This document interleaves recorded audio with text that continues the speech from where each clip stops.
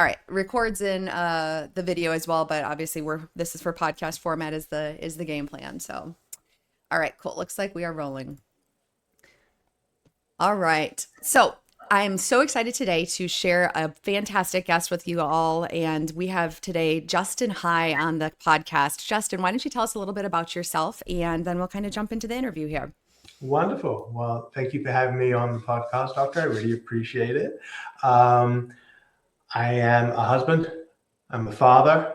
I'm a passionate designer slash businessman, and I have evolved multiple companies over the years and started many. The last venture I started was Elastin Skincare, which is arguably the largest medical grade skincare company currently in the world. Based off of peptides, but originally based off of a formulation that included HGH, because we know that HGH has been used extensively in Europe for rapid recovery. In the US, not so much. We tried, it didn't fly out of the gate, and we ended up pivoting towards peptides. And we were one of the first companies to move from growth factors over to peptides and to stimulate basically extracellular matrix clearing of the debris in the skin to stimulate rapid elastin and collagen growth. From that, we caught the eye of some individuals that were interested in doing supplements for skincare and kind of researched that, didn't like that, and then fell in love with endocrinology and kind of went down the rabbit hole. And ultimately, I fell in love with cortisol. I was just completely enamored with cortisol. It was unique. Everyone was focused on peptides at the time, CJC, ipamorelin, sermorelin, all these different peptides used to stimulate different hormones in the body or emulate hormones in the body. And then they all got reclassified as biologics by the government. And then everyone started using HRT like crazy. It just took off like through COVID. It just went ballistic. And I was just completely enamored with why, what was going on, what was happening to the human body that all of a sudden this was needed. And I just fixated on cortisol. So from like 2020 onwards, I've been kind of researching and educating myself and others around what cortisol is and why we're in the situation we are in today of excess stress, anxiety, and, young men are looking for medications for ED. Women at a younger age are entering perimenopause. The symptoms are exacerbated unlike ever before. And as a complete human race, we're suffering unlike we've ever suffered before. And so I wrote a book called Stress Nation to try and explain it and dumb it down into simple, understandable sound bites and with actionable items in the book. So it's not just a diatribe and manifesto on this is what's the problem. I actually give you some solutions to help as well. Fantastic. And I'm really excited to talk more about the book because I know a lot of our listeners deal with a lot of these symptoms and manifestations, especially of excess cortisol, excess stress, which is impacting their hormones in very big ways. So, could you tell us a little bit more about what inspired you to kind of dig into more the science of stress and cortisol in the first place? I know you kind of gave the history as far as how you got here, but was there anything else that was like, hey, this is what really made you look into this and say, hey, I need to write a book about this? I was just really fascinated by cortisol because almost every molecule in the human body has a cortisol receptor. No other hormone functions that way, as you know. And so it really was like, wow, this is kind of like the master hormone. And I just was fascinated by how there was a cause and effect. And there are a lot of symptoms that the world is suffering from. And we're very, very, very shallow in terms of it. I have a headache, I'll take a headache pill. I have a tummy ache, I'll take a tummy pill, right? I can't sleep, I'll take a sleeping pill. But there are underlying reasons for those issues. I've got brain fog, I'm gaining weight, I exercise every day, but I still can't lose that excess little weight on my stomach, or my libido's gone, but I eat healthy and I exercise, but my libido's not there. I'm losing my hair, skin, and nails. It's all related to an underlying condition. And writing the book was a great way of supporting multiple initiatives that I have going in my world. but fundamentally it was to try and explain and demystify what's going on, because in my authentic opinion, this is not rocket science. This is very fundamental and simple. The problem is our egos get in the way, and our egos, and we can justify anything we want because the solution isn't always convenient. That's the reality behind it. So the book was trying to go back into a nostalgic format, go back to the 80s, go back to the 90s when life was different. And I joke, but I'm deadly serious at the same time. As a kid, I used to sit in front of the TV first thing in the morning because that's when the cartoons were on. There was a cartoon hour, right? There was no more cartoons after like 8 o'clock in the morning. That was it, you were done, right? So you couldn't sit there and binge watch TV for 50, another 5 hours or what have you. At night, you couldn't watch TV beyond a certain point. Why? Because roughly at midnight, the national anthem came on, the flag was waving, and then we went to static snow. There was no more channels that were broadcasting content. There wasn't a news channel or 10 of them. There was a news hour. There was a news flash, right? That gives you an example compared to what you have today is how it's different. You wanted to watch a movie, you went to the cinema, or you went to the video store, and if you were lucky, there was a copy of the video you wanted to watch behind the jacket cover. Remember that? Yeah. And then you were like, oh, it's not there. I have to pick something else, all right? Yes. My dad would say, all right, you got 3 minutes. We got to go, right? Mm-hmm. You go home and you'd have a family weekend. You'd watch 1, maybe 2 movies, right? Then you went outside, you played, you did something different. I don't have to preach. What do we do today? We don't do that. We're spoiled. We have unlimited content 24/7, and it is naturally destroying the human body. That's the true pandemic, because what it's doing is it's wrecking your natural circadian rhythm. And everyone has an ego and justifying, but I want to watch it. But no. And it's whether it's food, alcohol, timing of that, it's all going against our natural circadian rhythm. And when you take a step back and you understand that we as humans haven't evolved in thousands of years, but yet the technology that's been available to us in the past 30, we're trying to keep up with the technology because it's giving us so much more access, and we are craving it. We have been trained to be addicted to these devices and the information it provides, whether it's social media, games, content, news, email, it doesn't matter. It's all the same. It's content that's addicting, and we are all addicted. And it's going to take us to sit down and have a good, long, hard conversation with ourselves as to what is important. Is our health important, or is watching that movie going on screens and, responding to emails and dealing with this and dealing with that more important when I know I need to be sleeping? Because at the bottom of it all, if your cortisol is high, you can't fall asleep, you can't stay asleep. You need 7 to 8 hours of uninterrupted sleep every night in order for your body to naturally make the hormones it needs to make for you to function the next day. That isn't negotiable, and everyone seems to think it is. And that's the fundamental problem that we're having. We're negotiating with non-negotiables, and we're paying the consequences, and then we complain about it. Yeah. And we talk a lot in our practice about, people come in all the time and they want a quick fix for something, right? And they're sometimes angry at me. I say, I lose all my friends when I say, but first sleep.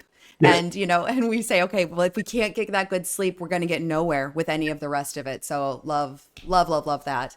So talk to me about, in your research, what did you find as far as this relationship with chronic stress and disrupted sleep, and how does that impact us, and what are some of the symptoms that we may see?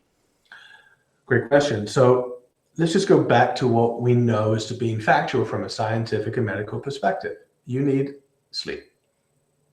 That's how the human body regenerates, repairs, recharges, and gives you the energy and the resources you need to be able to function the next day. Right? 7 to 8 hours has been proven uninterrupted. If you wake up once, medically speaking, that's technically a bad night's sleep. So uninterrupted sleep, 7 to 8 hours, and now enables your body to go through the light, the deep, the REM sleep cycles. You make your sex hormones, almost all your hormones, at night during your deep and your REM. Okay? Yeah, you make a little bit during the day. Let's not get into semantics, but the majority is all made at night. If you don't sleep, you can't make it. And so say you got 6 hours of sleep and you woke up once. Yeah, that's pretty good for me. I'm pretty happy with that. Right. But you're at a hormone deficit for where you could be that day. And too many consecutive nights, and you're on a downward spiral. And then all the symptoms that we experience as aging adults start to manifest and become exacerbated. If you're a man going through andropause, yes, men, you have an equivalent of menopause. It starts at 30, ends at 70. It lasts 40 years. Your symptoms are a fraction of 0.5% of what a woman experiences because she goes through the same thing, but in a shorter period of time. And so everything is exacerbated tremendously beyond what you could possibly imagine. Okay, but the symptoms are the same. Hot flashes, brain fog, weight gain, muscle mass loss, hair, skin, nails, energy, recovery, all of that show up because of a lack of sleep. The lack of sleep is because your stress and your cortisol levels are too high, because they need to be high in the morning as you wake up. They give you the energy, the focus, the concentration. They start to arc towards the middle of the day and they come down at the end of the day. And you want them to be as low as possible just before you go to bed. And you can't go from super high to low as possible in an hour. It doesn't work that way. You need time to unwind and let that naturally kind of cortisol reduction occur.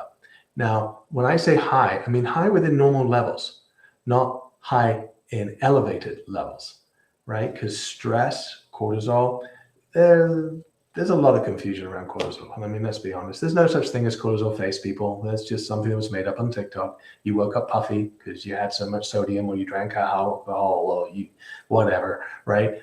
There's no such thing. And it's actually insulting to people that suffer from Cushing's that actually have swollen faces, right? Because that affects a very small, tiny percent of the population that actually get that horrible disease.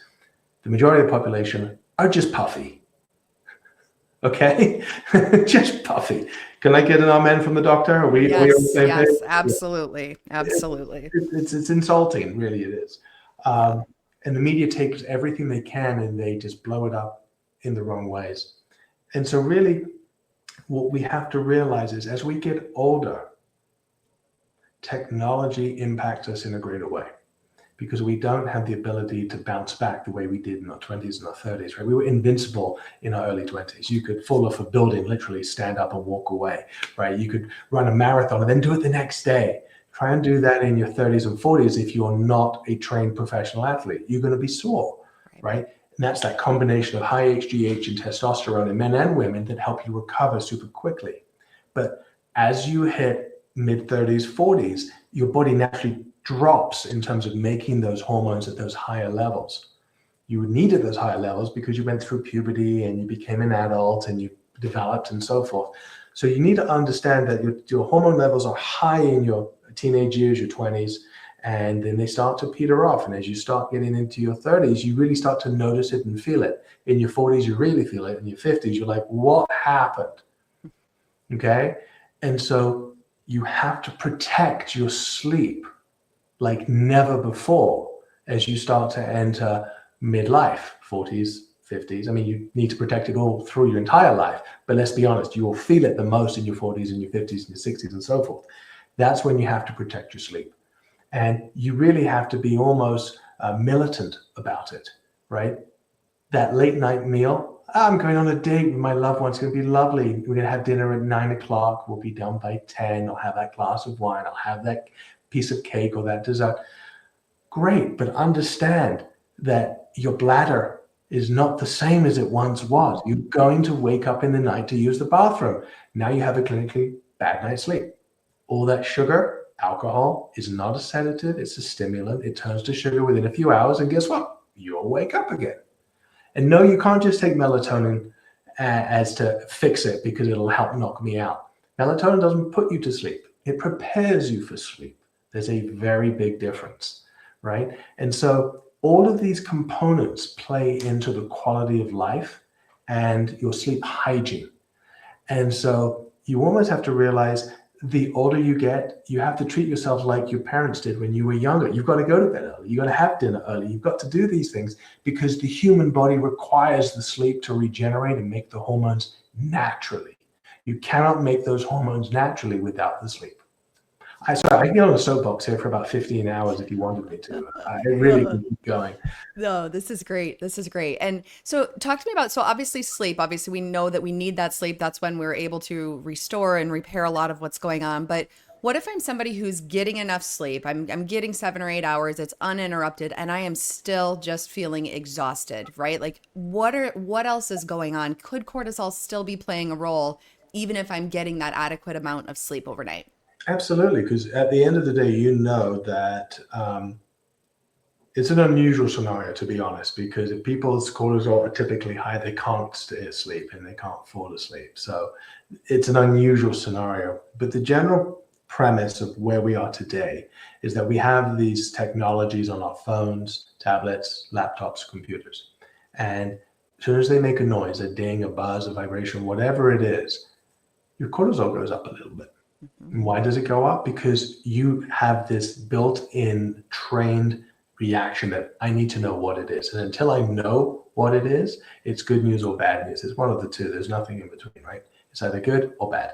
And I have anxiety and my stress starts to elevate until I figure it out. That's why you see people at dinner with their loved ones, with their family, still on their phone because it's buzzing. They have to pick it up. It's addicting. And what's happening is your levels of stress are elevating beyond what they should be for a human being in a natural state. And so if you are constantly in that fight or flight state, it's causing tremendous damage to your body. The inflammation is off the charts. And the analogy I like to use is most people, when they go on holiday, or they used to, right? It was far more relaxing. You got sleep. You recovered. You felt amazing. You had a glow about you, not just because you had the suntan, but you had a twinkle in your eye.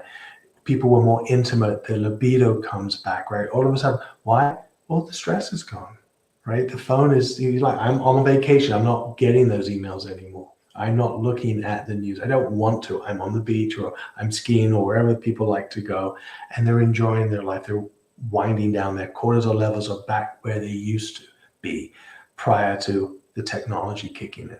And as soon as they go back home and everything turns on again, is and it goes right back up. So the natural way to do it is to understand these are tools and to try and detox from technology the best that you can. Now, it's not going anywhere. It's here to stay. We're in the rat race, unfortunately, right? So we have to learn. But one of the things as a wake-up call to a lot of parents is, I bet you use screen time for your kids, right? You monitor the screen time. Ever thought that it was designed for you as well? Yeah, absolutely. And it's, it's interesting when we pay attention to it, we say, well, if it's bad for our kids, why would we think it's good for us? It's not like we have different brains that are able to accommodate it differently than children's brains. So, Because we're entitled, but it's for yeah, work. It's yeah, can I put food on the. You're not wrong. You have a responsibility as an adult that you choose to yeah, earn a living and provide. yeah, But it's dangerous when you think about it. If you're sleep deprived, do you really want to be driving with your kids in the car? yeah, Right? right, right. Are there certain things when that you found when you were going through things that talked about how much screen time is too much, or is there a limit? I know we talk about for children, they say less than 2 hours per day is the recommendation through a lot of pediatricians' offices. But what about for adults? Is it that same? Is it more? Is it less? What's the ideal there? I mean, nothing would probably be ideal, but There's in realities reality, around it, right? I mean, it's a yeah, loaded question because there's realities. yeah, I need to respond to a correspondent in order to coordinate a podcast tomorrow. It's eight yeah, o'clock at night. I have to look at my phone, right? There's some realities. There are studies out there that will tell you, anything from nothing to 6 hours. There's studies saying you need to stand up every 45 minutes to stand up every hour. I mean, mhm, there's lots of studies out there. I'm a big believer in your own body, and you'll inherently know when you have a good night's sleep, oh, I feel much better. I feel rested. You need Yes. to learn to listen to your body, because it's like HRT. There is no one stop solution for everybody. Right. And if you think about it, HRT, hormone replacement therapy, is just one big experiment, one human at a time. Because what the doctor's going to do is ask for a blood draw, hormone panel, and then ask you all the subjective questions. How are you feeling? How are you sleeping? How's your energy? How's your mood? How's your libido? How's your skin? How's your hair? How's your weight? And based on the answers, the doctor gives an educated recommendation on, well, let's try this dosage and this ratio of hormones, and let's see how you feel. 90 days, we come back, do a blood hormone panel, hopefully the whole thing, not just the one hormone, right? The whole hormone panel, and then ask you the same questions. I feel fabulous, great. Maybe we should just stay the course. This is working. I don't feel so great. I'm not saying, well, we need to make an adjustment, right? You cannot give the same dosage to the next patient. You have to go through that process, right? So your hormone ratios is like a cake with ingredients, and the ingredients are the different hormones in your body. Everyone's recipe is different, like your thumbprint is different. And so how these doctors come up with, well, all guys need to be above 600. I'm like, I never heard so much nonsense, right? It's absolute nonsense. You need to listen to your body. Your body will tell you what's right and what's wrong. The only difference is the doctor is going to give you a pharmaceutical potentially to augment it. Now, I am a big proponent of HRT. I think for the right people at the right time in their life, it totally makes sense. It makes the quality of life better.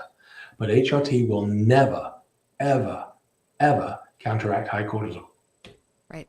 Cortisol is something you have to understand, learn. You can take supplements and augment it. You can meditate. You can go for walks. You can be in the sun. You can have good kind of lifestyle habits. But there's no hormone replacement therapy that you can take to offset high cortisol and stress. Right. Absolutely. And, we talk a lot in our practice, as you mentioned, there's no one lab test that is like, this is the thing, right? And even when we look at cortisol, we say, well, if you feel a certain way, your cortisol levels help to guide us. But if you're not feeling well still, we're not where we need to be, and that same thing applies for any of the hormones that we check in our practice. It's like I'm more concerned on how do you feel? And Yes. then we let the labs guide us as far as, okay, is this super therapeutic? Is it not enough? What does that look like for us? So, are there things in particular that, we've talked a lot about sleep, making sure we're getting that good circadian rhythm going.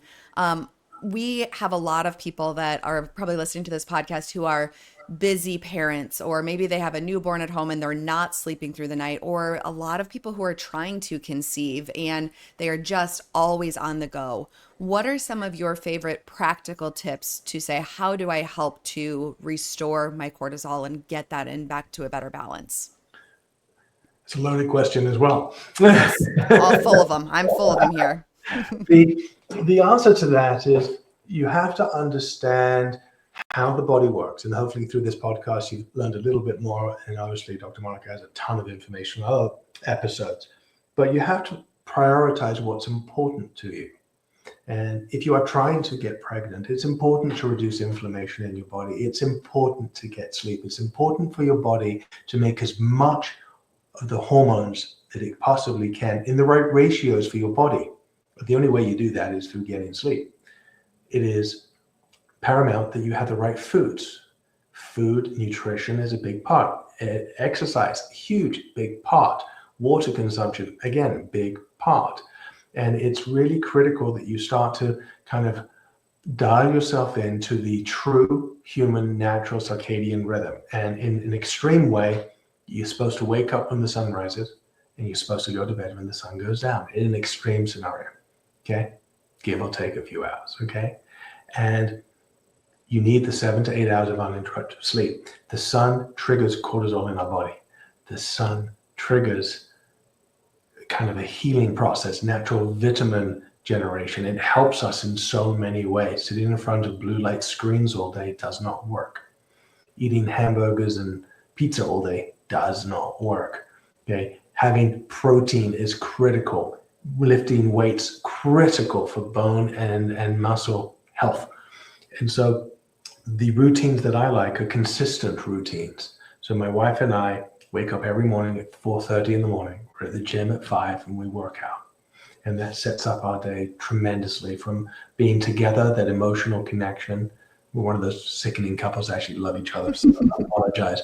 But when you do that, it actually, to us, it stimulates so much of the good vibes inside your body. And I'm deliberately staying away from all the dopamines and all the other nonsense that are vibing. Saying it makes me feel good. It makes her feel good. It starts off the day correctly. Come back, we have a healthy breakfast, we get on with our day, try and get outside, and we try and wind down in the afternoon and in the evening. We do what we need to do. We try not to be in front of a television about an hour or two before bed. We try and stay away from our screens, our devices. And we like to, whatever it is, we have a routine where we take a hot shower, or, we meditate, or you do something to help your body really calm down and wind down. My wife loves grounding. She loves taking her shoes and her socks off, going outside and grounding. It's amazing. The studies, the grounding documentary, grounding books, all that. Second you stand outside in the dirt with your toes in the dirt, you instantly eliminate all the electrons in your body that you are being charged from all the electronics around us, the rubber soles on our shoes that prevent us from actually grounding with the earth. These are things that work for me, not necessarily work for everyone else.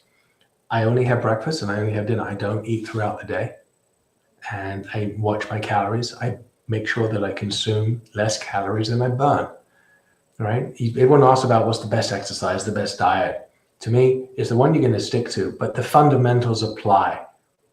Consume less calories than you burn. You won't gain weight. It's that simple. It's that simple. I'm a big believer in having protein, and I don't want to get into what diet, because to me, it's all marketing nonsense anyway. How many diets have we known in our lifetime? With the South Beat diet, the Atkins diet, the keto diet, the vegetarian diet, the paleo diet. Eat farm to table, foods that you like, in good ratios of protein, carbohydrates, and fats. That's it. Whatever works for you. That's the best diet, right? Yeah. And it isn't a diet. That's how you're going to eat for the rest of your life.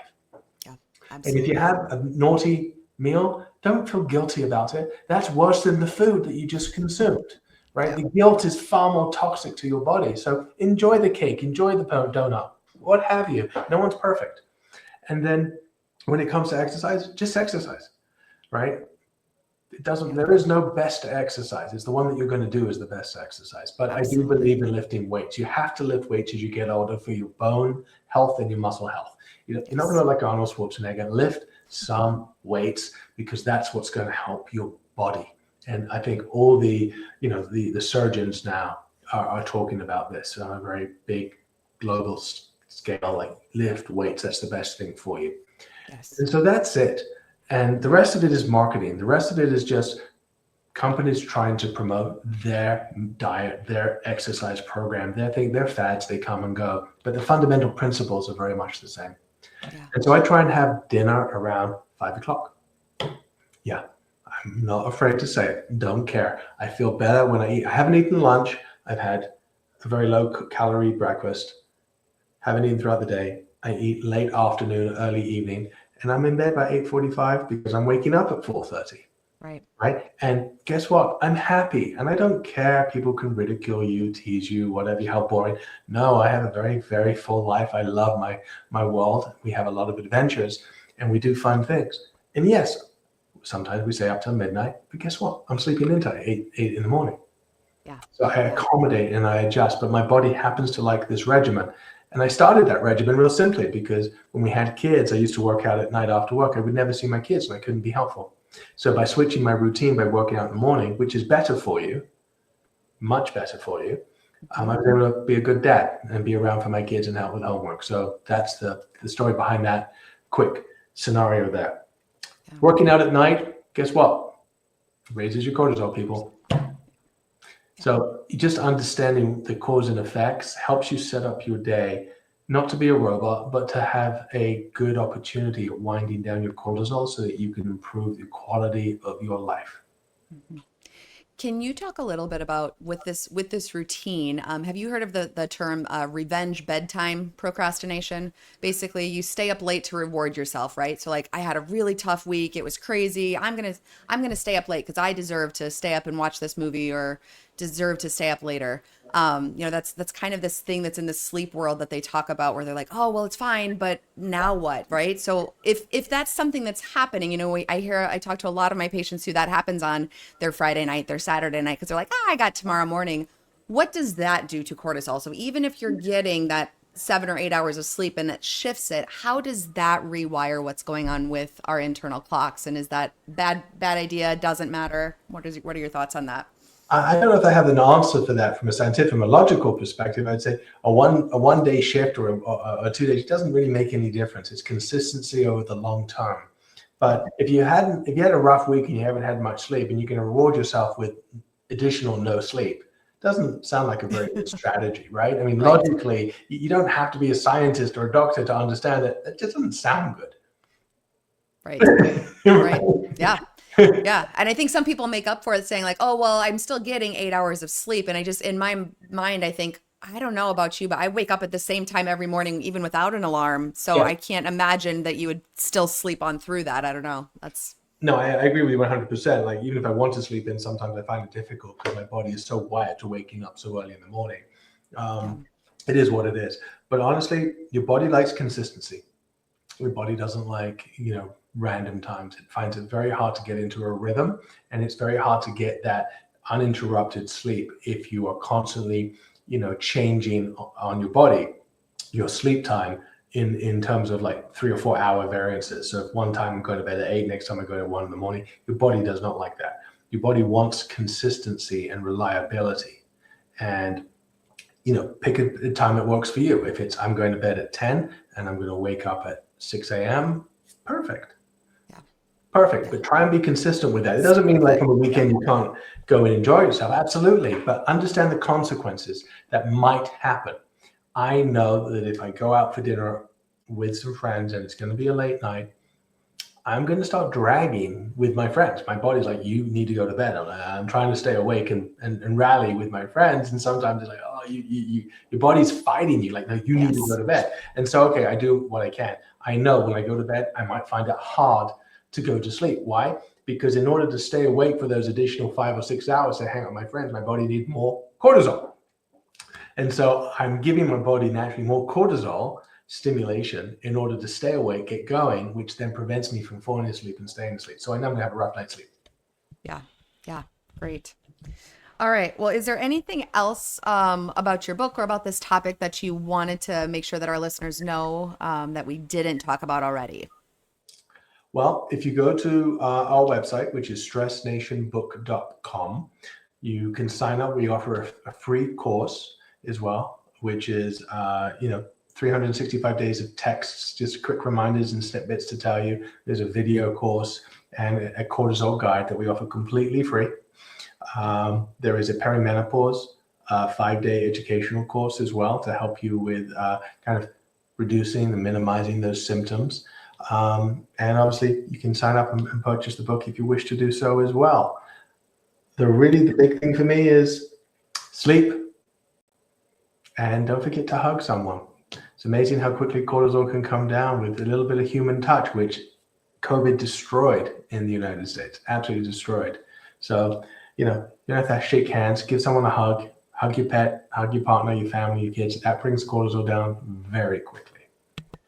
Love it. Love it. And tell us again, when is your book coming out and where can we get it? Are there other places other than your website, or is your website the place? No, you can pre-order it today on Amazon, book.com, BAM, Books A Million, lots of different bookstores. You can get it, Barnes and Nobles.